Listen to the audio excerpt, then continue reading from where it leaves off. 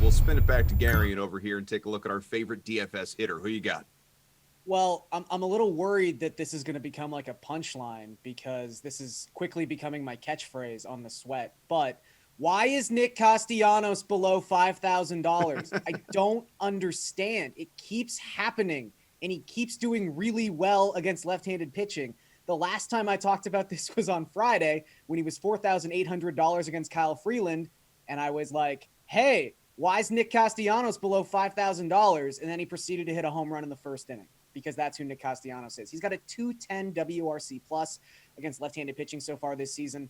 Brett Anderson is going for Milwaukee. He's got an 8.28 expected ERA. The last time the Reds faced Anderson last week, he gave up 5 runs in 3 innings of work. I think pretty much you can expect a similar script in this game. So I like a lot of Reds tonight, but Nick Castellanos is at the top of that stack at 4,900. Erik, who do you like? Yeah, I think Castellanos is a great play. I think the true answer is probably Vlad Jr. every single day for the rest of the season, but I just talked about him yesterday. So I'm going to mix things up and go with Francisco Lindor at 4,000, which is, as far as I can tell, the cheapest he's been all year.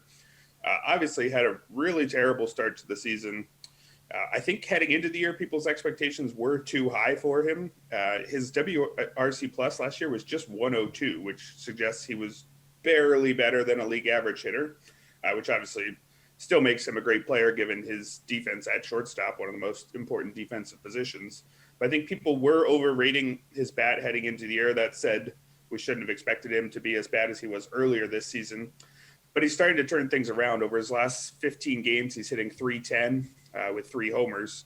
And even if you factor the bad early stretch, he's still not been quite as bad as his numbers suggest. Hitting 217, but the expected batting average of 241 is, at least close to respectable. Similar story with his slugging, 349, but an expected slugging just over 400. He's also walking more than he ever has in his career. And while his 16.3% strikeout rate is a career worst, that's still well better than league average. So I don't think we're going to get Lindor back up to the levels that many people expected him to be before the season. But I think he's more than a $4,000 player. So I like him at that price, especially against Alec Mills, whose ERA starts with a 6 and looks to be mostly deserved, given that he strikes out just 13.9% of opposing batters. Nick, who's your bat tonight?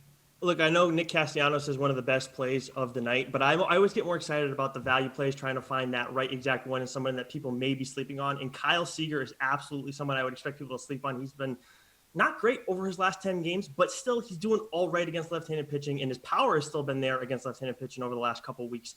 And he's going up against a guy in J. Happ tonight, and Garion and Erik both talked about it before, how there's a lot of bad pitching on this slate, and Happ is one of those guys who I like to target. And I know we're talking lefty on lefty. Happ's better against lefties, but Seeger's a guy who hits left-handed pitchers well, and he's done well against Happ throughout his career. In 20 plate appearances, he's got 3 home runs and a career 103.7 OPS. So Kyle Seeger at 3.4K, I think that's a great value to add tonight.